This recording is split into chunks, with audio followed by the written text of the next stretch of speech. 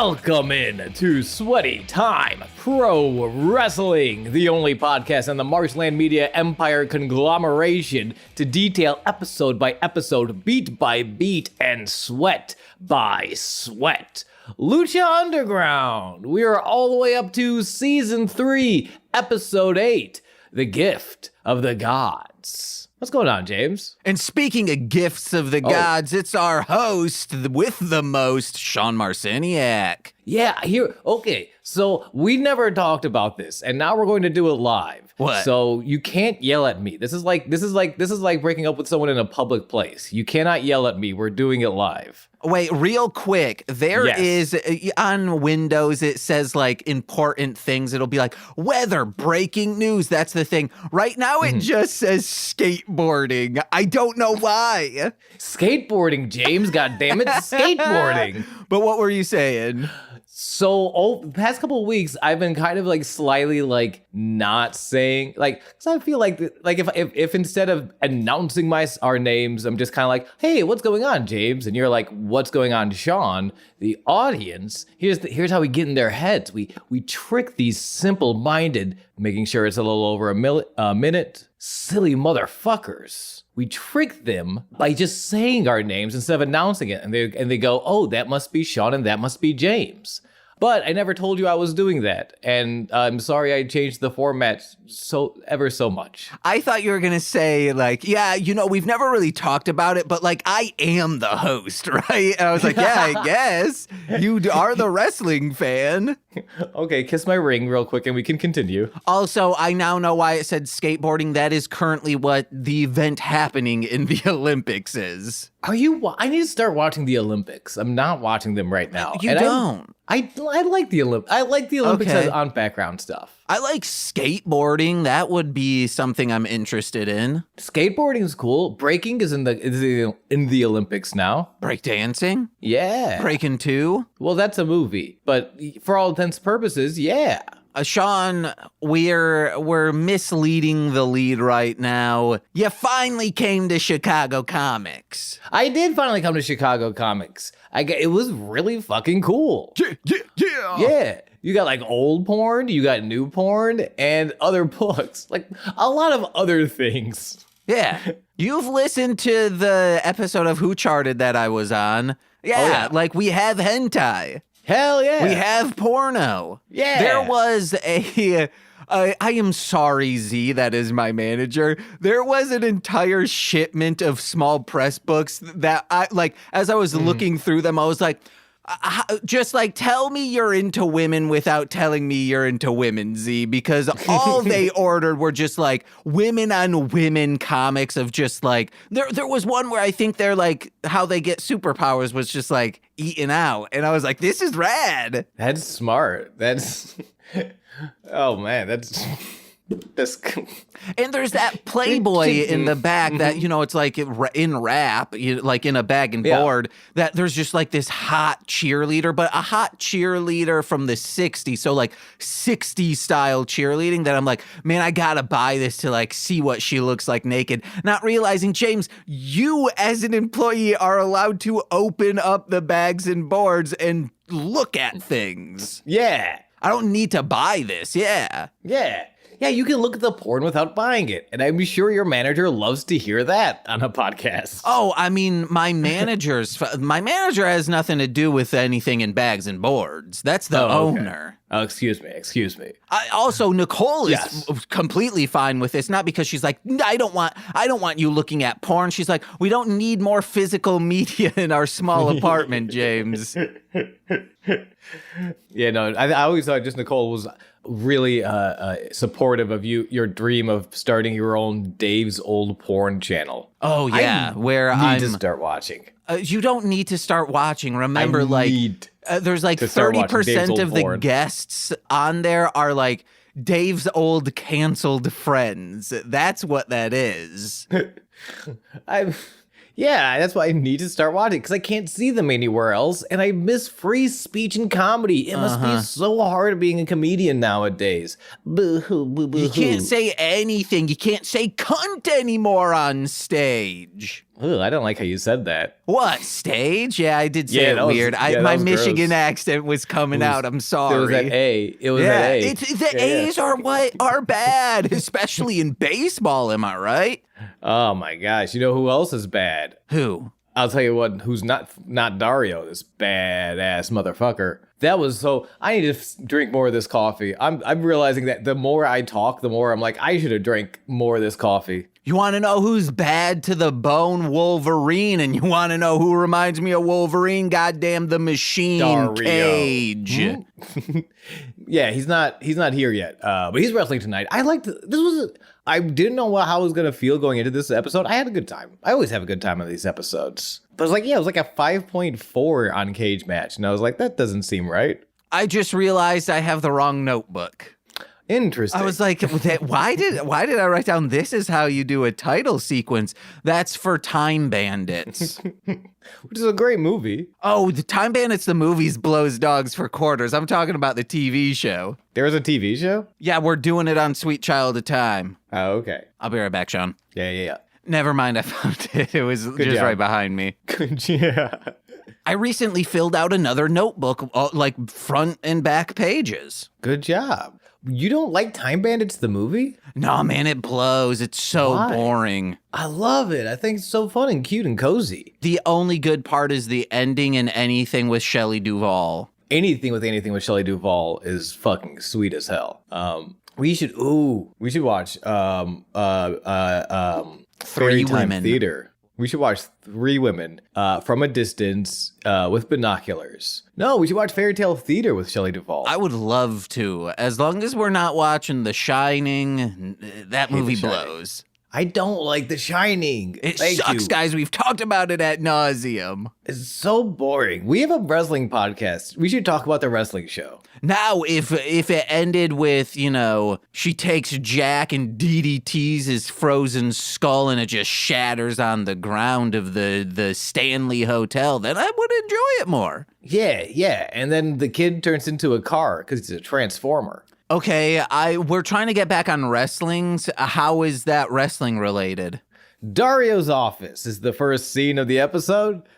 He is looking over his daily funding reports. Okay, thank you. I'm like, I can't believe. Why is he just looking at the daily funding report? What is a daily funding report? I mean, I would call it a weekly funding report, and it breaks it down into days. I would never call it daily funding report because that implies that it is showing just 1 days. They're only open on the weekends, this temple, okay? Friday, Saturday, Sunday. James, that's why Dario Cueto is a necromancer as well as a successful businessman. Because he's looking at the daily funding reports. That's how deep he is in this. Oh, damn. I got to talk to the aforementioned Z and tell them we got to make daily funding reports. Gotta see the dailies, bro. Come on. I'll get into the editing bay. We'll look at the dailies. Yeah. The gift of the God champion comes in. It is Sexy Star, of course. Sexy. She is not afraid of Dario or his brother, and she wants her Lucha Underground Championship match. Also, let's say a Sexy Star Classic or Sexy Star 1. Which do you prefer? I mean, it's because the second one's name is Sexy Star 2. Well, I'm just going to keep calling her Sexy Star. We want to kind of like diminish Sexy Star Classic while rising up to the rank Sexy Star 2. Yeah, but her name is Sexy Star 2. Okay. Sexy Star as well. What about that? Okay. I guess Sexy Star Classic, I'm not going to... well, maybe I will. But I would say Classic, I guess. Okay. Classic is such a good word, though. Like, when I think of classic, I think of like a nice old Mustang I of a know. car. Or like, Why not Sexy Star Tricky? Because then it's kind of like SSX Tricky. Which is a really cool game, which again, we're trying to diminish. Yeah, okay. Yeah. We could just call... Never mind. I can't say that joke. No, We can just acronym her name to really diminish her. Okay, you cannot say that joke. You were right. Wasn't sure what it was, but you were correct the first time, James. It's fine. Let's call her less sexy star. And then you're like, no, we're not trying to like rank women, James. I mean, we are, but like off microphone, James. Oh, no. And by rank women, we mean like their body types. That's what we don't want to rank that. But their prowess at, keeping the ring safe, we will rank. Or if you mean like rubbing them in like just real stinky cheese and like old gym shorts and, really ranking them up. Oh, yeah, that too. Also, the grading them on keeping them safe is just a pass or fail. That's the only grade you should be giving. There's no wiggle room in the middle. It's an incomplete or a complete. That's it.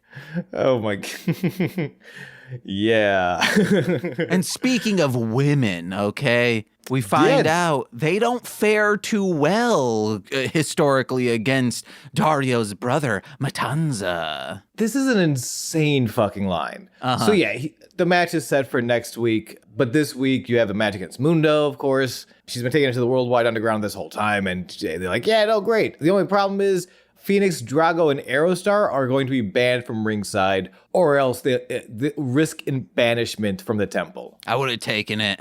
Sexy agrees. She's not scared. She leaves, and Dario just mutters under his breath, as my mother can attest. Women don't fare well against my brother. What the fuck, man? That's such a wild way to call back to my brother killed my mother in lore. Like, yeah. But the difference between that is the mom absolutely deserved it. Sexy Star doesn't at this point in her career. Yeah, thank you for clarifying. At this time in this year of 2016, I believe they're filming. Yeah, no, that's so bonkers. And I was almost like, it's interesting because we only got Dario's side of the story. Whether or not his mother deserved it. However, now I'm going like I don't want to take that side. I don't want that argument. I don't want to run that argument back of like, well, we only got Dario's side. Hashtag all moms deserve it. All moms.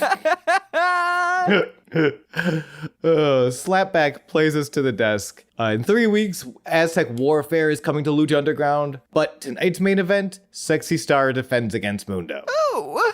And in tonight's first matchup, it is Marty the Moth Martinez with Mariposa. Yeah. Versus Evilise. Woo! Marty's got a new Aztec Pride shirt, but is the same creepy bastard. Oh, yeah. No, he is, like, crowd's always hot. But I love seeing, like they're so hot for Marty right now. Like, before Evilise doesn't even get announced, the "You're so freaky" chants are just, like, everywhere. As Vampiro contemplates how much deeper the unstable and dangerous mind of Marty can go. I think if I were booking this, maybe people would be like, well, this sounds like some cartoonish late 80s wrestling stuff. Maybe don't do this, James, but... James booking cartoonish? No. I think this would have been funnier and would have made him more creepy is if they got out like a yardstick and the ref put it in between Melissa Santos and Marty and said, like, you are required to be 1 yard away, but he is even creepier to her because I'm just like, of course this is consensual. Like, these are two actors saying, like, yes, you are allowed to do this. But as a viewer, I'm like, get him away.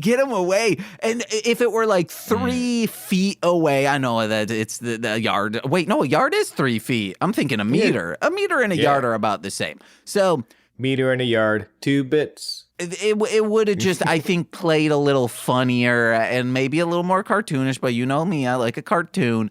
Yeah, because I am like a cartoon. Waka Waka. That's a puppet, not a cartoon. Yeah, he was a puppet, Muppet Baby. Yeah. Oh yeah. Muppet Baby cartoon. Yeah. Yeah. No, that I mean that would have been fine. That's one of those things. Like, as long as when you have all the time in the world and you can be a little more cartoonish. Or it would have been great if he has to start on the outside of the ropes. Like, he can still be on the ring, but he has to be on the outside like his feet do. So then he could do like a thing where, like, kind of the opposite of a Royal Rumble where you're like, your feet are like need to stay on, like in the ring you want them. Like, he's just like purposefully like trying to reach over like Henry trying to eat a hamburger out of Jose's backpack. Like, he's stretching his neck, trying to sniff it, but you're like, get out of here. Yeah. If we could like just kind of like scamp up the absolute creep, but like he's getting so much good creep heat. Like he is not like is like he is evil. He is like a very evil person in this show. That's like Nicole in high school getting a lot of good creep heat. Because she, in the Commons area, would play Creep by Radiohead. Oh, okay. And honestly, you've never seen Nicole play Creep by Radiohead, fucking shreds it. You see like a little fire starts at the tips of her fingers every time. So that's that good creep heat. Yeah. But this was pre her being like, hey, I'm bald and beautiful. So like, imagine it now. You'd be like, yaga yow, real quick. I don't think this is spoilers for Deadpool Wolverine. It's just saying who a villain is that I think is in. Actually, you want to know what? Skip forward like 30 seconds in case you don't want to know. It is Nova, Charles Xavier's sister, and then I'm like, oh yeah, nope, I have a type now, because it's just like a bald woman who's just like, I'm gonna fuck up the world, and I'm like, oh, this is the greatest villain that's ever been in any of these movies, and I told that to Nicole, and she kind of like brushed it off, but then later on she's like, were you really being serious about that? I was like, oh, absolutely, like if you two started kissing, I'd somehow my prostate would prolapse, like something would happen, and I'm like, oh my God. Something would happen. Most likely my prostate would prolapse, but definitely something would happen. The wind would make me come then, because it's just like glistening on my prostate. That's lovely. Yep. So Marty the Moth Martinez and Evilise are wrestling tonight. Vampiro needs to stop talking about mental health. No, dude, everyone needs to talk about mental health, no longer make it a stigma behind. Yes. And you're like, but he's actively making it like he's stigmatizing it. Yeah. I'm sitting here going like, how much actually do I want? I wrote it down. How much do I want to dig into this? Nah, we don't need to go too deep in because we've talked about it before, especially when it comes to Marty. Yeah. And I mean, but it's wild because we know he as an individual, based on the documentary we watched of him, does go through mental health issues. So like he's kind of speaking from like, hey, I'm criticizing myself in these and kind of like playing off from that. But if you don't know that, if you've never seen his documentary or his beautiful movies, you wouldn't know like these are things he has dealt with himself. So it seems like he is just being mean-spirited towards people that have mental health issues. Or kind of playing them down. Yeah. And I wouldn't say this as a blanket statement for everything he said on this show, but I'll say generally, I want to say Vampiro's usually the heart's in the right place if he's saying the wrong thing. Yeah. He's still saying the wrong thing, but generally, I'll say his heart is in the right place. This was not that time. His heart was not in the right place for this one, but generally speaking. Now, someone who we should be criticizing is Stryker, because I believe he says the raven-haired firecracker Evilise. She's firecracker hair now. She's no longer raven. She has red hair, right? Yeah, no, it was very red hair. Okay. It was very it was like a dark red hair. It was almost like, remember the video game Blood Rain? Yeah. Like I don't know the video game. I know the movie Blood Rain. Oh, okay.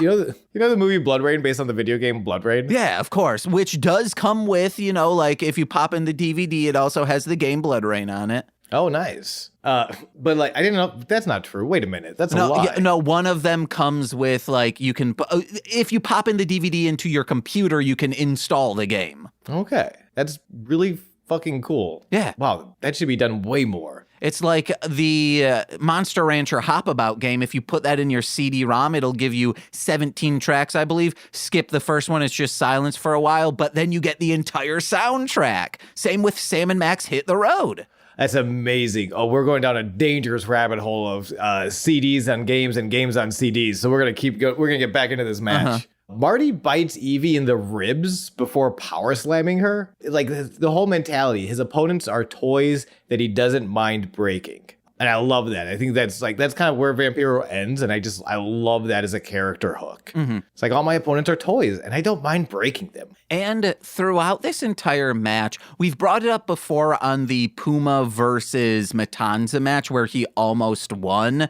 Where in the back, or actually technically ringside, Melissa Santos is just on like a bar stool, just watching the entire time. And you would think like, oh, she's just there to call the ring, like bring people in. It's formalities. But no, she is working the entire match because throughout this entire time, when Ivelisse starts getting like hits in on Marty, you see she's excited. She's like, fucking finally someone's putting this dude in his place. But when he is taking over Ivelisse, you see the pain in her face, like the disgust. And she's great.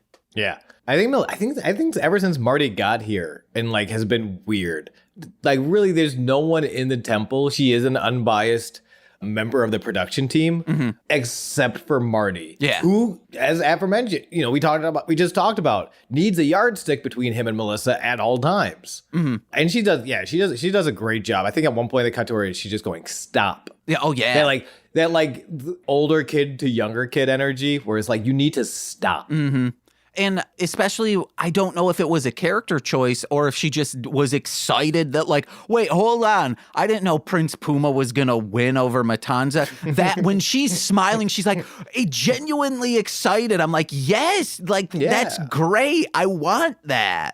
It is wild, like how sometimes, I won't say easy, but how simple it is sometimes. Like I like watching people get along, or I should say, watching friends make each other laugh is sometimes the coolest thing in the world. It's like one of the things I loved about Conan and Andy's relationship. It was just like, oh, they're just having fun on television.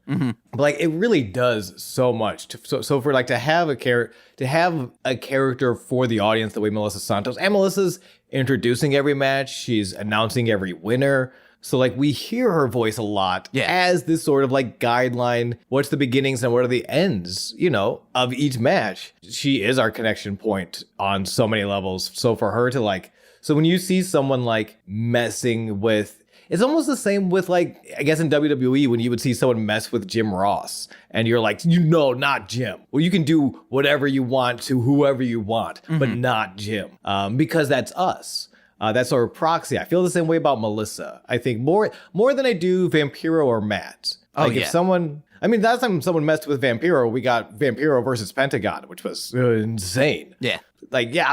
Keep messing with Vampiro, but you leave Melissa out of this. Yeah, and I believe if you want to keep hearing Melissa, head over to AEW. Is she? Oh, yeah. Yeah, I think she just announced she's an announcer on there now. She did. I think she did it. I haven't watched this week. Good for her. Hey, shouts out to Melissa Santos. Way to get work. Booking gigs. Doing the damn biz. Marty distracts the referee while Mariposa bites Ivelisse. A lot of biting tonight. Evie gets a guillotine choke onto Marty, whose spine busters her out. So Marty's got this full Nelson that eventually Ivelisse rolls it out of. He gets her in it again, and this just like 12 to 6 o'clock style, like full Nelson slam. Oh, hits it onto Ivelisse. Marty goes for the pin and wins in 4 minutes 17 seconds. I didn't expect Marty to get the win there, but like, damn, that was a disgusting full Nelson slam. I get it. Like, I wouldn't want to stand up after that either. After the match, the Martinezes are standing tall over Ivelisse's body as the boyfriend to Ivelisse, Jeremiah Crane, aka Sami Callihan, storms the ring. He lays out Marty and Mariposa, setting up for a power bomb, but Marty breaks it up. They're starting to stomp out Jeremiah here when Evie makes the save. Marty and Mariposa escape. I keep writing Sammy. His name is Jeremiah in this show, even though they haven't said his name yet. Which is wild, because like as he comes out, Sami Callihan at this point is very hot. I think he's about to go to NXT. He's been doing a lot of work in CZW, which is like that's how you can tell Sami Callihan is hot. He is not a West Coast guy. Like I'm sure he's worked there. I don't know his record in PWG, but he's typically an East Coast Midwest guy, and like they are so hot for again, they don't say his name once this episode, but like the crowd's chanting Sammy crazy. Which I wrote down Evilise doesn't need this. I don't like this angle. It seems weird. And when I'll say this, the fans are loving him until he like starts, oh, this is his character. Oh, and then they start chanting, no means no, no means no. And for wrestling fans to be chanting that is wild. Yeah, get out of here. But like also like you just booked Sami Callihan, one of the, like, that's a huge get in 2016. That's amazing. And like this is interesting. I get one over a little bit in the second segment between these two. Which we'll talk about when we get I get there. even less one over. Oh, okay. Well, we'll talk about it when we get there. Wait, real quick, I had a couple other notes on this. Sorry. Yeah. I love when they start chanting creepy bastard and Vampiro just like a little scamp says to Stryker, they're calling you, bud. Yeah.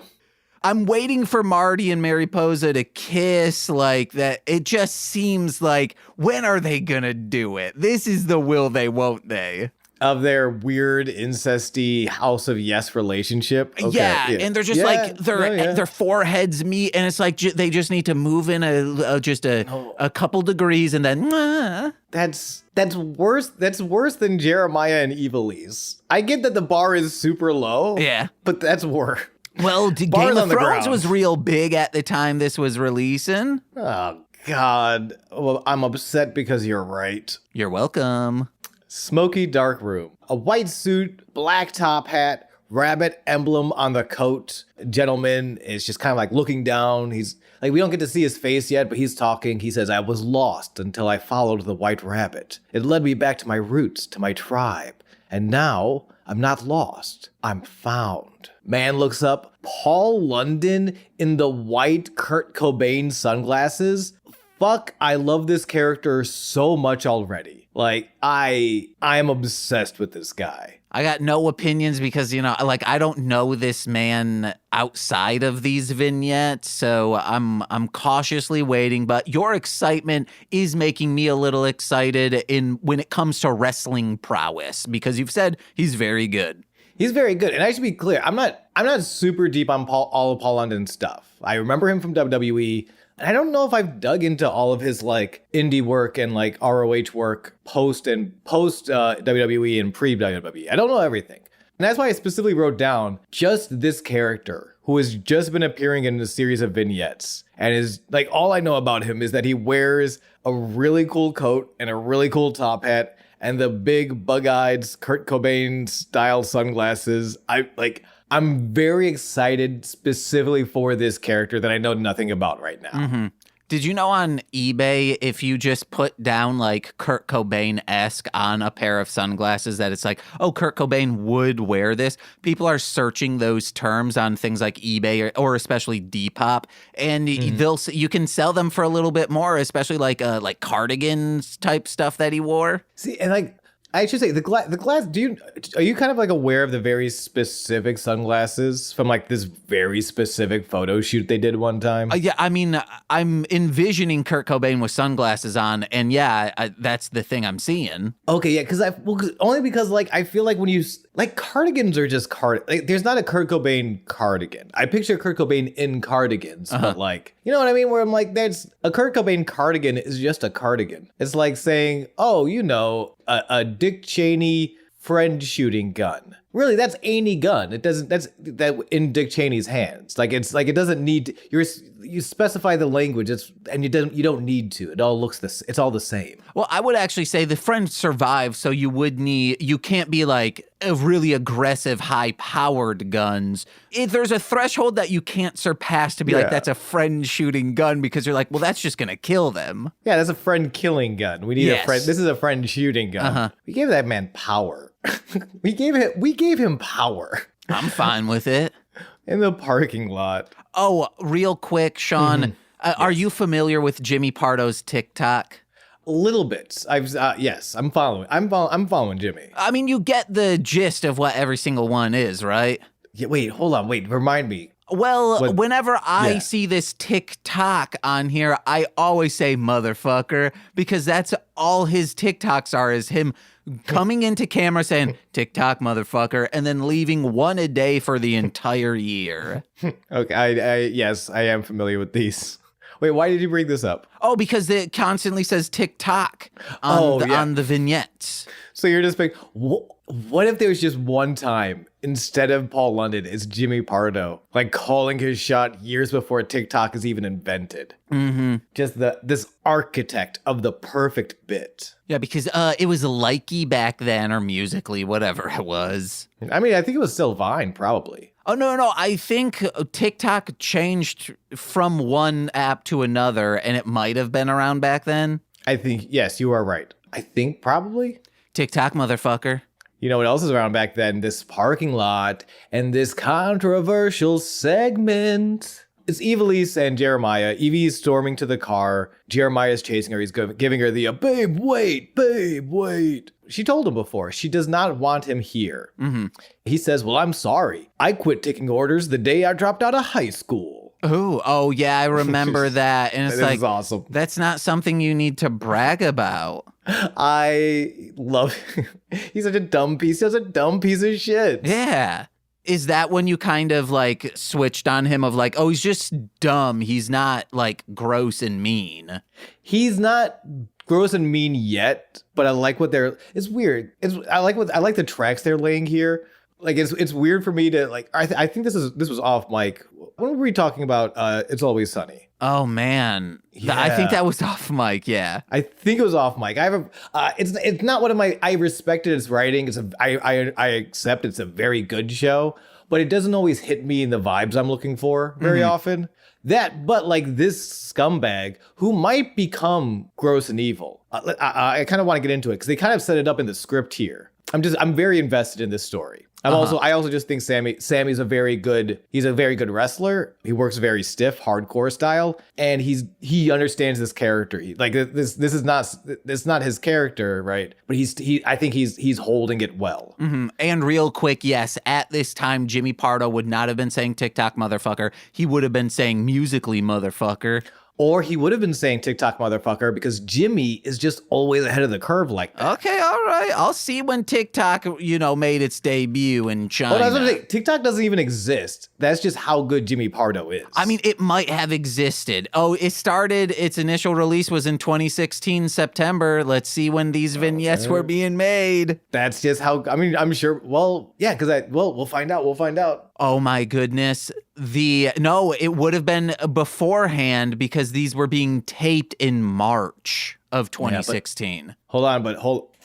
I'm looking something up. I'm scrolling. Oh my God. But these were written and produced by Jimmy Pardo. Whoa. And it says here in the producer notes, TikTok's coming, motherfuckers. Oh, he damn. knew. He knew. He knew. He was on Musically a bunch saying like, hey, should AST have a Musically? Why AST? Why not Never Not Funny? They go hand in hand, guys. Why should we have a presence on Musically? And Matt Belknap was like, no, that's for like teens to dance on. Hey, when I was a teenager, I used to put on my favorite Jimmy Pardo albums and dance the night away. I would just dance, listening to these wonderful jokes and jibs from young Jimmy Pardo. Did you see my new pen holder? Yeah, no, I saw you stand up in your underwear. Oh, I had a pen was in my belly button. Oh, good job. I did that once on, I think, Engaged with Nicolas Cage. I was like, new pen holder. And Nicole's like, we gotta move on. Like, what are you doing? We're in the middle of the segment we said we kind of built up, we're going to have a conversation over. Yeah, I mean, like, but now I forgot, like, what exact, like, he said that high school line. I'm like, okay, yeah, I guess, like, he won me over too. Okay. All right, you know what? Fair enough. Sometimes it happens like that. But now we got to get onto the mind-blowing revelation that happened in this episode. No, we have a lot to this segment I kind of still want to talk about. Oh, okay. What's up? So yeah, the high school, very funny, very good character joke. We find out Dario offered Jeremiah a contract to compete, and he said yes. And you know what they say, the couple that slays together stays together. Evie huffs into the car. That's not even how that saying goes. Jeremiah reassures her, this is not going to be like with that other guy. This is kind of the part where like, you said before he might not be evil and mean. I think he's going to become that. Okay, hell yeah. Because the way this temple could make us stronger. He's biting into the greed apple. Okay. Because evil relents, but it reminds Jeremiah that Dario's a piece of crap. If they book him against each other, I'll kick your ass. And it's this thing where like he's setting himself up to be corrupted. Oh yeah. Where I think, he's just kind of a scummy little scamp right now, but it does feel like he's not taking the corruptive nature of the temple seriously enough, and that's how you get corrupted, baby. I think I don't like this character because it feels like someone my sister, like the type my sister dated in high school and like post high school. Mm-hmm. And see, I like this character probably because my sister found a really nice guy like right out of college, so didn't date a lot of these guys, but we were surrounded by these guys. Okay, yeah. And you're like, yo, you're not making my sister cry, so like I don't see the repercussions of your actions. You taught me how to be a man, and you taught me how to be a man and a positive male role model with all of your terrible toxic masculinity. And then I just continued the cycle. And then I never actually got to a joke in this. That's just what it's like growing up in a small city sometimes. No, but then you met me and you're like, whoa, this is anti-toxic masculinity. A man who wishes he were born a woman. No, then I met Nicole and I'm like, whoa, this is anti-toxic masculinity. I'm pretty sure she murders people at night, but like vigilante style, so it's cool. Whoa. Nicole's the Punisher for the toxic masculinity. Okay. Yeah. This is anti-masculinity, just like a woman in the comments area playing Creep by Radiohead. Exactly. We don't even get to leave the parking lot yet. James, there's another car in the parking lot. Oh, what? It's not a car, sir. This is a goddamn limousine. You are goddamn right, it is a limousine. Dario enters to talk once again with Councilman Delgado, who I did not realize until I looked up the IMDb. That's Lorenzo Lamas. I know that name, but why can't I place him?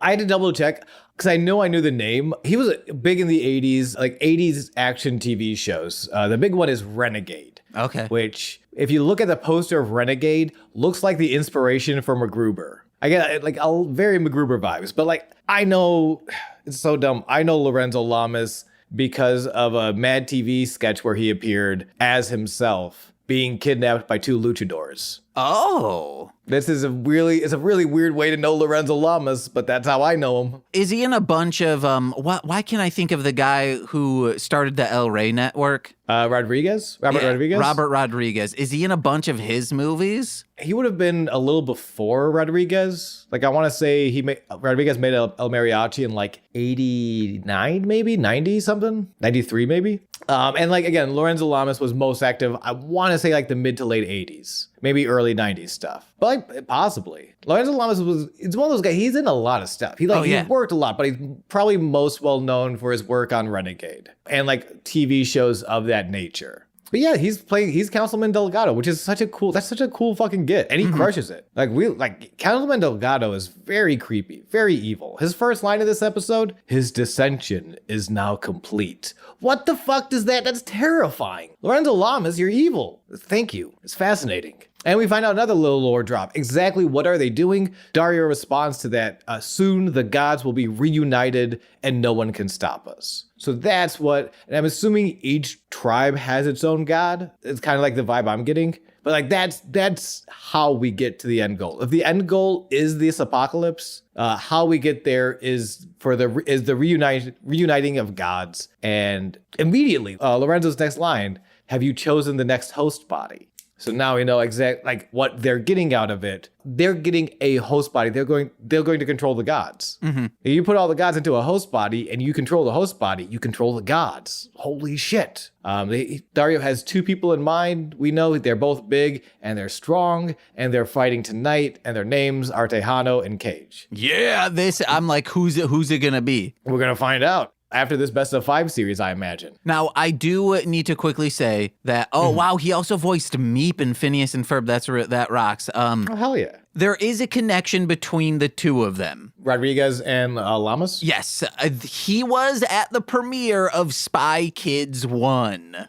Wow. He was at the premiere. Lorenzo Lamas showed up at the premiere? Uh-huh. So was Alan Thicke. Other people were there as well. I am glad Alan Thicke is not in Lucha Underground. Oh, I would have loved that. He would have made such a great theme song for the show.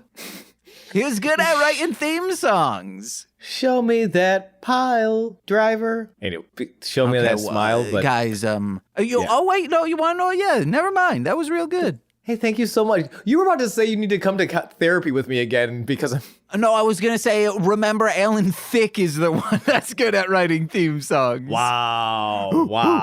No, Sean, you can do anything you set your mind to. Oh my gosh, thank you so much. I believe in myself. Councilman bids Dario farewell, but not before handing him this large, mysterious trunk. Who knows what the fuck is in there? I bet it's a Divic box. Oh, it's probably a Divic box. Or a Diva box. What's a Diva box? It's where, like, women just, like, unload their period. Oh, it's like a Diva cup, but if you have an extra powerful flow, you gotta get that whole Diva trunk. And then a Divic cup, which I've said this, and Nicole really liked it. A Divic cup is a cup you put in your vagina if you are possessed by a demon, and it will extract it. Of course. And I'm so glad you shared that on this episode as well. Or it's just like for demons to use when they get on their menses. Yeah. But when a demon's becoming a woman. Yep. All these amazing inventions, and yet you insist on shilling the Dominator. Yeah. A tool specifically used to mentally torture a dog into behaving more properly. Here's the thing. By not crushing the dog. We don't crush the dog if this is your first episode. By the way, welcome. The dog does not get crushed. We simulate crushing the dog. Yes. So that the dog behaves properly. It is a punishment, and this is still mental torture. Go ahead, Here's James. what I'm going to say. Okay. Talk it like doing a mental torture device for dogs. Yes. That yes, America's gonna hate that, of course.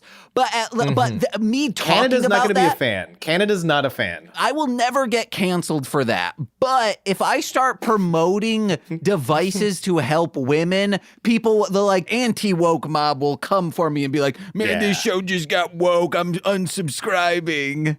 You know what? That's a good point, and that's the problem with America and Canada today. Is that you'll lap up our precious little Dominator, but as soon as we talk about the Divic cup or the Diva trunk, excuse me. That was a box. Oh yeah, Diva box. It gets all fuck. Go kiss your mother today, you creeps. It's like. We know for I mean, not for sure, but actually we know for sure, some Trumpers that were in, they shot a dog and they were cool with it. They're they wrote it in their biography. I forget who the person was. And then they tried to walk it back of oh, well, it was okay that I did that. But then they walked it back even further of after saying it was okay, said well, I never did that. This was ghost written and someone else put that in there. And it's wowzers. Wow. So tripping over yourself to run it, to backpedal. So like I said, it's the reason why Hillary Clinton lost is because people would rather support someone who will eventually support someone who harmed a dog than support a woman. America, baby. Yeah, and if we ever find out you're in that latter category, guess where you're going? In the goddamn Dominator. Oh yeah, once I get it people size. Yeah, we do need to get a people size first. We're not irresponsible here. Or you want to know, we'll just shove you in there and there is safety calibrations. We'll just kind of make it for big dog opposed to medium dog. Yeah, you know who hey, speaking of big dogs, we got two coming up right here. Tejano versus Cage in their third of their best of 5 series. At first I thought you were talking about 2 stupid dogs, but then when you said there were 2 big dogs, I was like, well, can't be that. Yeah, and only one of them's big. I Am Weasel and IR Baboon also do not appear in this episode, but you should watch those cartoons as well. This is the third match in their best of 5 series. They're running back a new best of 5. Much like Drago and Aerostar had in season 1, there is some unique opportunity at the end of the line that we kind of have. Well, it's interesting. There was a unique opportunity before this, Dario kind of confirms, but now there's an extra unique opportunity that Lorenzo Lamas is going to use your body to put his god inside of. Oh, yeah. Who do you hope it is? Ah, man. I honestly, either of these guys, this match is so fucking good. I think it's going to be Cage, and here's why. Tejano is a huge star in Mexico. I don't think they want to muddy the waters with his, like, giving him two different characters playing. I think they want him kind of, this is him in both territories. I'm sure. Yeah, I mean, yeah, that makes the most sense. Especially this is such a wild character swing. If they go with like, he is now the vessel of the gods. That's a hard one to like keep going in two different companies if you're not booked really strong or like really well. Tejano rushes Cage early, combo chops and clotheslines in the corner before a spine bustering Cage for the 2 count. Cage cuts off. It's back and forth, back and forth. Cage cuts Tejano off from the Suicida, works Tejano around the barricades before backdropping him onto the apron. Before Tejano turns it around, sends Cage onto the floor, like into the chairs. It's fucking nuts. The Believers giving Cage his Terminator claps. The clap, clap, clap, clap, clap, clap. It's supposed to be like the Terminator beat. Yeah. As well as, I think this is the first time, it might be the second or third, but I don't remember the get your shit in chants. I don't know if you heard that one, but the get your shit in. It makes me so, which is a callback to his time in Pro Wrestling Guerrilla, as well as his Twitter handle, Mr. GMSI _ B Cage. At the time, now it's Brian Cage GMSI, which stands for Get My Shit In. And so, which is, it's such a very like, because again, it came from Pro Wrestling Guerrilla. Did we talk about the get your shit in and like what that means? I mean, I can assume what it means is like, hey, we're here to both, like, even if it's like a big guy, you still, like, a very famous person should be like, hey, man, get your shit in. Like, I want you to shine and be cool and the audience to know you to be a good wrestler. I'm not just going to strong arm you and say, like, I'm going to get my shit in and just leave you to be. Yes. According to Reddit, which would never lie, it kind of started as an ironic chant where people were sort of like basically accusing Cage of putting together a match with more flashy moves than like psychology, which I think mostly could also stem from him not doing traditional big guy moves exclusively. Yeah. Like he like that's the thing is like if you have that much shit, yeah, you should get your shit in. Yeah. And I love that, like, he took this sort of ironic, and, you know, Pro Wrestling Guerrilla at the time is the smarkiest of, like, smart Mark fans. Him kind of, like, taking that and, like, reclaiming it almost of, like, yeah, I'm gonna get my shit in. Have you seen the things I am capable of doing? I love it. And I love that, like, now, and I love that, like, really reclaiming it. So, like, now it's a very positive, like, yeah, get your shit in. Yeah, and you should chant that at everyone. Everyone should get their shit in. But like to see those two, specifically the Terminator clap and the get your shit in chants, like Pro Wrestling Guerrilla is a SoCal based company, so like we're more in Cage's quote unquote territory. Yeah, but it's still very cool to see these things happen independently from the television series. Just like that's how over Cage is right now. Tejano cuts Cage off from getting back in the ring. Again, it's still back and forth, and I do love, as over as Cage is in Southern California, to hear Tejano kind of like building steam and the crowd getting more and more behind Tejano is also really fucking sweet. Oh yeah, this is the so Cage is on the apron. Tejano sunset flips over Cage, but to like land on the floor, and then powerbomb Cage off of the apron onto the floor. Disgusting thud. Holy shit, this is awesome. What the fuck? Oh my god. And Vampiro's just going in on Stryker because he says, I can dress you up, but I can't take you anywhere. I really liked that. And then that power bomb happened that I was like, oh no. Like, it's very hard. One of the things I think that's so important, it's such a fine line with commentary. And it's a line later. I don't think I wrote it down because I really didn't like it. But it's like, when you're too clever or you're too funny almost, like you can do it in other places, but like, and I don't think it did distract, but it gets dangerously close to distracting. Like, I don't think that one distracted, but when you start pulling focus from what's happening in the ring to get your jokes in, it's the dangerous side of getting your shit in, where like you get your shit in, especially if you're in the ring and you're risking your life and your limb. if you feel this way, you would absolutely hate these two dudes who used to commentate some wrestling. It was on ESPN. It was on like this show called The Cheap Seats, and the Sklar brothers were the commentators. Oh, okay. It was Mystery Science Theater, but for sporting events. Well, which is fine. Like that's that's the I know. point. Yeah, yeah, I thought you would know what. If you've never seen Cheap Seats, I think you would fucking love it. Is it actually the Sklar brothers? Yes, it's the Sklar brothers. Yeah. Oh hell yeah, I'm fucking in. I wrote there is meat slapping meat, and then there is meat car crashing into meat. Oh yeah. This is the latter. This is disgusting. It's like Kirby when he turns into a car in the newest game and he's just running into things. This is basically Kirby. This is Kirby voring himself a car. Or was it Aqua Teen Hunger Force where there was there were like flesh vans, like buses, and there were two brothers and they were feuding with each other? I have no idea, but it sounds like an Aqua Teen Hunger Force. Okay, then it's probably Aqua Teen, guys. Correct me if I'm right. Yeah, motherfuckers. Air raid siren from Tejano. Pump handle X Factor from Cage. Tejano's wearing down Cage's psyche, but he's giving him time to recover because Cage immediately just hooks up Discus Lariat into the Buckle Bomb, into the Lucha Destroyer. However, cocky pin and doesn't do it. Cage is too busy telling the temple that this is it to see and avoid Tejano's small package, who pins and defeats Cage in 7 minutes, 35 seconds. And once the ref does that, immediately leaves because he's like, nope, Cage is going to be mad at me. I'm getting out of here. Yeah, Cage is like on his feet, pissed off. Tejano can't even stand. Like, he's just like, fuck, okay, I got it. Great, and we get to do it all again next week. At least at the end of this, my body won't be sacrificed and given over to the gods. Oh, yeah. 'Cause I'm sure Dario would tell me about that. I really like how, because Vampiro throughout the last 2 seasons has just been like, yeah, they didn't get the pin because he didn't hook the leg. So I think it was in this match, like Stryker's just like, it's not going to be a 3 immediately because Cage didn't hook the leg.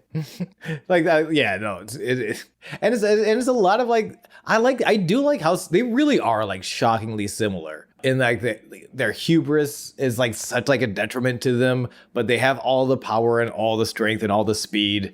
Gosh, yeah, great match. He's the Swolverine, but also the Swellverine because he's a pretty swell guy, that Cage. I agree. Also, in case anyone doesn't know, there is a character called Hellverine that is like from I think he got like Ghost Rider powers pretty much, but there's like a bunch of.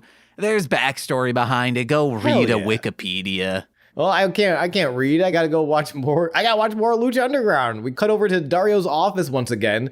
Dario is examining the contents of his trunk when a knock comes at the door.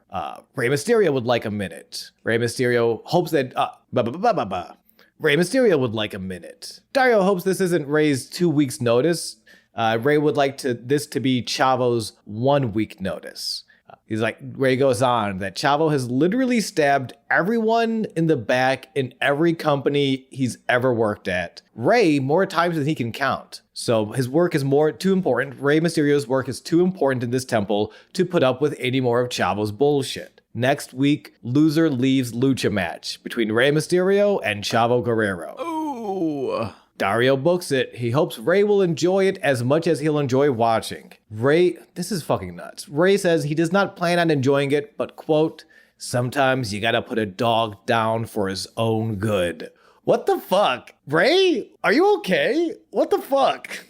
Guys, I'm proud to announce new celebrity sponsor endorsement of the Dominator, Mr. El Rey Mysterio Jr. We legally do need to put the Junior on for this one. No, legally we do need to put the Junior on. No. I really liked how terrified Dario looked when he said, this isn't you putting in your 2 weeks notice, is it? Because for real managers have given that same look to me. I've always said that James is the Rey Mysterio of the 9 to 5 retail occasional restaurant jobs. Oh yeah. Also customer service. Thank you so much. I've always said you're more of the Chavo Guerrero Jr. Chavo Guerrero Jr. of customer service. Oh yeah, everyone was shitting in my bags, but that's because I wanted it, baby. Yeah. Gift of the Gods championship match is up next. Our main event, Johnny Mundo versus Sexy Star. Sexy Star won. Yep, thank you so much. All right, and we're out. No. Matt questions Mundo's priorities and does he understand what he wants versus what he needs? Vampiro contradicts. He has to contradict. He says that Johnny doesn't just want gold. His ego needs the gold, and his ego is it's a big part of him. Quote: maybe he's that insecure kid getting out of the pool. It doesn't matter because his ego is what got him here. Wait, that insecure kid getting out of the pool? I was very. There was more context to it, but that Johnny's ego, this protective shell he's created, is what has kind of propelled him to be the most athletic person. That's sort of when you're I don't know if you have those those insecure kids that they work really hard at their body to overcome that insecurity. Okay. The way how you're obsessed with your cum gutters. Yeah, but how does getting out of the pool work into this? I think that's more of a dig at kids who wear T-shirts at the pool. Oh, okay, all right. Yeah, if you were insecure, that first time you go to I almost said Darien Lake, which is a very specific Western New York reference. But the first time you go to the beach with friends and you're oh, I have to take my shirt off in front of my friends. Oh no, that sort of feeling. Yeah, I was on swim team, so I had to, so I never had. Even though you'd think I would because I have so much body dysmorphia, but it was just no, this is what you do. I do think Johnny, if he were to go to a public pool, he should keep a shirt on because boy, oh boy, that body is pornographic. Yep, I agree. That's a clip, guys, and I'm tagging Mundo in it. Johnny, you pornographic bastard. Johnny is distracted. Even as the match starts up, Johnny's a little distracted by the gold. Sexy squares up immediately. She gets this front kick in to wake Johnny up, who understands the assignment. Sexy Star, we talked before, Sexy's a lot of her offense are strikes and high flying stuff off the top rope. Mm-hmm. Number one way to stop both of those things, ground her out. Just grinding her on the mat with stretch, not rest holds, but these stretch holds, these flash pins, these surprise roll ups, but keeping her on the ground and really just Greco-Roman style wrestling her out. Yeah, it cuts off all of her offense. This just reminds me, you said roll-ups, and I was oh, what's a surprise fruit roll-up? That'd be pretty good. But that reminds me... Wait, James. What's up? What? A surprise fruit roll-up would be pretty cool. You're just hanging out, and you're it's the winter now, and you haven't worn this coat, and you reach into your pockets, and you're holy shit, there's a fruit roll-up in here? Well, I'm eating this. That would be pretty cool. Hell yeah. So Butter, our cat, eats tape. It's an issue. So I would love a comic where it's her eating bubble tape and you see her and you're I don't think cats should be doing that. And we're it's the healthy alternative. And you're to fucking what? And then we're to eating real tape. And then she goes, I just can't kick this stuff. And then you are actively eating real tape. And you're you're a stronger woman than me. I would get addicted to real tape for socks. Are you, for Butter? For Butter, excuse me. Are you cool if we put you in this comic? Yeah. Okay. Because you're eating tape at the end. That's just I thought you were going to say, are you cool if we get you hooked on tape? Oh, no. Hooked on phonics? What about that? Oh, absolutely. All right. I'm addicted to good grammar and tape. All right. And good wrestling. And magnetic tape comes with Hooked on Phonics, the game, because there's a video component. But I don't know how magnetics work. Oh, I'll show you. Oh, okay, thanks. That sounds like an innuendo, and it's not. No, I mean, I will let you know via a song that I am familiar with. I also if I ever just came over and you Mr. Science to me, here's how magnets work, just those children's science shows. Yeah, we should do that, but not film it and just teach me science. I've always wanted to do my version of a science for kids show that's just absurd, but actually teaching you fun stuff, not just intelligent stuff. Yeah, teach you how to shoot a friend but not kill a friend. I mean, we wouldn't do that. I'd be this is why Jell-O works this way. And I'm just slapping some Jell-O. James, I've been meaning to tell you. I knew about this idea, this dream of yours. I did pitch it. The only producer and funding we could get was Dick Cheney. I'm fine with that. He's got that Halliburton money, baby. Right, exactly. That's what I was thinking. Bleed him dry like he did the oil fields in Texas. Unfortunately, all of our episodes need to be how to shoot your friend without killing your friend. Okay, yeah, you make a Jello bullet. There you go. Let's go. Yes. Working around Dick Cheney, not through him. Sexy ends up blocking a kick, like this roundhouse kick, and Johnny just pokes her in the eyes instead. Very and I'm like, funny. That's good. That's good stuff. And a reminder that Drago, Phoenix, and Aerostar have been banned from ringside. But nobody mentioned the Worldwide Underground, Johnny's gang of friends. No. They are not technically, no one bothered banning them. Dario, a word? What the fuck is wrong with you? Sexy fights out of a Johnny Chicken Wing Sleeper, shouts out to Carl Gotch. Yeah, it gets... I wrote a lot, and we're running out of time. There is a part where Sexy like gets him in a headlock, and I was like, it'd be fun because he's like not trying to like take her out or like get him done. He's never gonna tap. Like that is against his. It would have been very funny if she just like chokes him out fully within like 3 minutes, and he's like, yeah, that's just the legacy of Johnny Mundo. Stop.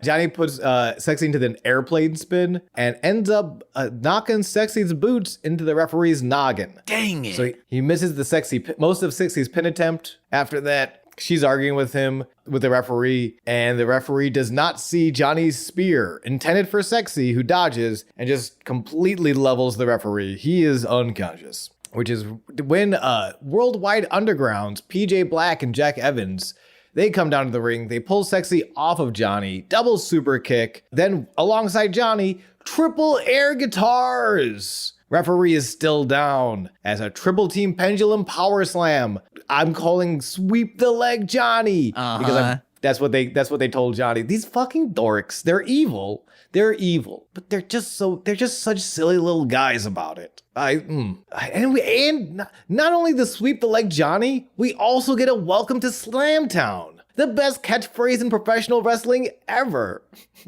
Please don't at me, I beg of you.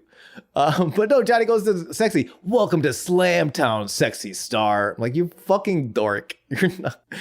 It's one thing to be evil. It's one thing to be a dork about it. But yeah, a lot of shenanigans going on. They set the chair up around Sexy Star's neck. They're gonna Pillmanize her as PJ and Jack hold her down. Johnny goes to the turnbuckle, but who's that coming from the back? Oh my God, it's all of our favorites. The Mac, Sexy's cohort against Marty and Mariposa from last season. He's here and he won't stand for this. Sean, we glazed over. Another ref comes in and then he gets knocked out. And then Vampiro says, well, we have 3 refs, but Justin is smart. I wouldn't come out right now. You know what? Justin shouts out. Big thinking on Lefty. And in my brain, I was processing, okay, well, we know these 2 can't come out. Aerostar and Phoenix, they're off the table. Who else? And I go, oh, then I start chanting Mac. And then within seconds, he shows up and I'm like, yeah. You willed this? Oh my, nice. Hell yeah. Mac totally comes out, stunner onto PJ. Jack tries to throw a tope plancha. Mac cuts him in a cutter. He catches him midair in this fucking cutter stunner. It's so cool. Rolls into the ring, stunner onto Johnny. Sexy comes in, swinging the chair, goes for the cover. 1, 2. Johnny kicks that 2. I bit. Sexy is too busy paying attention to Mac and the Worldwide Underground who are fighting outside. She doesn't see Johnny coming. She avoids the fin de Mundo. Johnny grabs the chair, but the ref grabs it back. They get into a tug of war. The referee wins the tug of war, kind of falls back with the chair, and does not see Johnny going to Plan B, which are the pair of the brass knuckles he has in his trunks and his little tights. Pulls them out, dusts Sexy's brain into oblivion, goes for the pin. 1, 2, 3. We have a new Gift of the Gods champion at 11 minutes and 29 seconds. I did not expect that. It was as unexpected as an entire in-camera promotion of Bagel Bites. Wait, who did you say should be the Paul London again? Huh? when we were talking about Paul London and you said, oh, we really, did you say someone, if it was someone else? Oh, Jimmy Pardo. But I was just saying, like, whenever you see TikTok, do you immediately say motherfucker? Yeah, of course. Because I was as surprised as seeing Jimmy Pardo coming into Lucha Underground and just start throwing these 450 splashes everywhere. Oh, yes. It was there was that End of the World that Johnny Mundo did that he just like slammed right on the mat and he hurt his little deedle and he's like, owie, owie. It was, yes. James, how would you describe wrestling? This guy tried doing a fin de mundo flip and then landed on the mat and then hurt his deedle. Just his penis head, wasn't the balls infeared. No. That's why he could recover and go for the chair so quickly. Because the penis head, just, you can slap that thing around. I do it all the time. Yeah. I have a pencil sharpener on the desk. 0 pencils. You know, do the math. Yeah, but just so it's like it's like silicone grinds in there, so it's not like shredding it. It's just kind of like mushing it. God, this sucks. And pinching it. You're like, owie, wowie, I feel like my hero Johnny Mundo in season 3, episode 8 of Lucha Underground. I like how I asked, is this too far? And then you didn't even answer. You just kept going. I gave you no, but I was like, or to the audience, I was saying, technically to you, I'm saying yes and, or I guess it's like yes, but. Yeah, that's more like it. I guess, technically, yeah, you lessened the blow, but you added so many more details, it feels so much worse. No, I think that people thinking you're Pain Olympicsing without a camera on just for fun. You don't know how I spend my weekends and you don't need to know. Oh, but guys, guess what? Sean can get into any single lock without a pick. He used his prick. Oh, God damn it. He got that lock prick, baby. If you tell them, they're going to come for me and they're going to realize the only reason I'm in so many dominator litigation lawsuits is to avoid suspicion on my cat burglary via my penis ways. This is how you guys prevent him from breaking into your house. Put like a porno mag up near the lock, because then he's just going to gum up the works in there. And then, he can't undo that. I come mid-lock. Yeah. I'm like, all right, here we go. And is that a vintage Playboy of a cheerleader? Ooh. And then I can't even run away. My dick is stuck in the lock. Also, whenever you do this, when you pick locks, I think in Skyrim and it like zooms in, you in your head like feel that with your penis. So like if we were to make a movie of this, it would zoom in and you're like, mangled unit would be going in there, pushing up on all the locks where it needed to be. And guess what, ladies? He can do that to you too. Yeah, and if you're into Dick Cheney, if you're into mangled units on camera, get at us. Our entire production company will be funded by Dick Cheney. Is he still alive? I think so. I don't think he is. I have so many plans for productions and films and TV shows that require his dirty, dirty blood money. Dick Cheney called me back. He was born in Crossfire Hurricane. Oh, damn, that'd be pretty cool. Wait, I don't like how Wikipedia doesn't. Oh, he is still alive. Hell yeah. And he's funding all of our really good ideas for TV shows and movies. After the match, not even Vampiro was feeling this. Johnny stole this title from Sexy Star, but it is official. Johnny is your new Gift of the Gods champion. Post-credit scene at the Temple Gym, Puma is working out on a heavy bag with just like one fist and one Eskrima stick. So he's just like doing all these Eskrima stick moves and then he's punching the bag in the face. It's awesome. When a Vampiro appears behind him, he says, you're pretty proud of yourself, and you should be. Beating Mill last week was a great first step. So it's not over yet. Vampiro tells Puma that he's not done with Mill yet. Asks Puma if he forgot what Mill did to Conan. And Puma kind of snaps on him. He says he hasn't. But he also hasn't forgotten all of the things Vampiro has said about Conan. Which is something you've been bringing up, that Vampiro's been shitting on Conan this entire time. And He's like, you talk shit about my best friend, dude. Like, that's why I don't like you. I watched the show. I know this. I've heard you say it. And Vampiro kind of rolls his eyes at this. Yeah, and Vampiro's like, I also watch it. Isn't it strange that, like, No one's talking about how Matanza ate a guy's head? Yeah, can we talk about how Matanza ate a guy's head? He's like, you want to know what? Actually, if this means we get to take down that dude, yeah, we should. Also, we need to tell our friends Cage and Tejano they might end up being a conduit for a god's soul. Yeah, and I'm pretty sure the other one is going to get his head eaten because, again, that has been established. That's something we do here. OSHA, what are your takes on head eating violations? I feel like that should be one. I think that, and I kind of love that Vampiro's response to you've always talked shit about my mentor Conan. He admits he's always hated Conan, but Mill is the one that buried Conan alive and sent him to the early grave.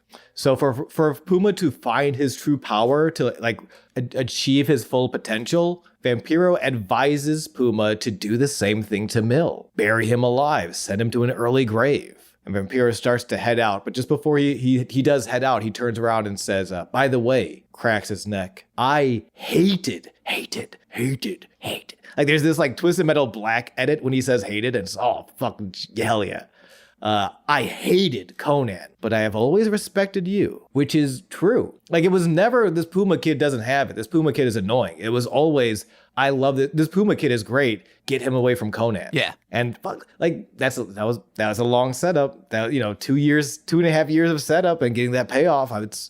I like what this show does. I like what this show does a lot. And what this show does, always at the end, plugs. Babies, come on over. You know what? I've not been great on Twitch lately, but if you're in the Chicago area, make sure you check out Shakespeare Blood Oath. You can find that on Facebook or Instagram.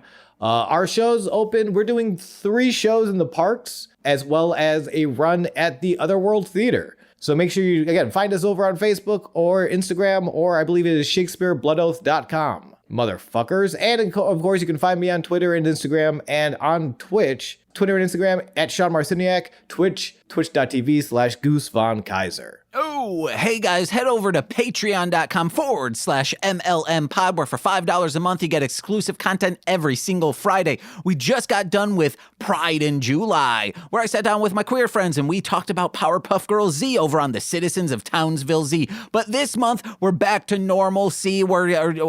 But this month, we're back to normal schedule. We got This Existed. Lil Corey and I are talking about a summer classic, Ernest Goes to Camp. Woo!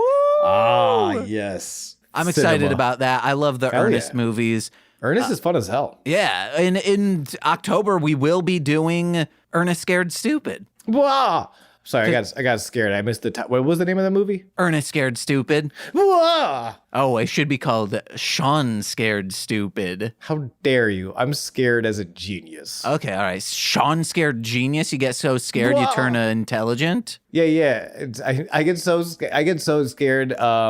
Yes. I can't afford to yes and this bit. We got to close the episode. And hey, you get all that content every single Friday, but if you're a $10 patron, you get that plus monthly bonus exclusive content, which Sean and Torchy are coming over Tuesday for a straight to Patreon, where we're discussing some summer mockbuster by The Asylum. I don't know which one we're doing yet. I'm going to have a few. We'll watch the trailers and you two decide. Surprises. Ooh, and you get shout outs on every single free feed podcast. So let's begin with those, starting with Steve F., Eric Berry of Ranger Command Power Hour, Alex Z, The Waz, Orion, my Bickle brother in common law, Joshua, Jake, Steve Barnes, a sweet child of the time, my mother, Lil Corey's BFF and now former roommate Shane, That Fed, twitch.tv/Core Winning, it's Corwin, from the Rom Complex, as well as Formulaic, a podcast and script writing, it's twitch.tv/R2 Shelby2, and from Speed Radio, a Sonic podcast, that's Sonic the Hedgehog, it's Zinny D, and I've been James.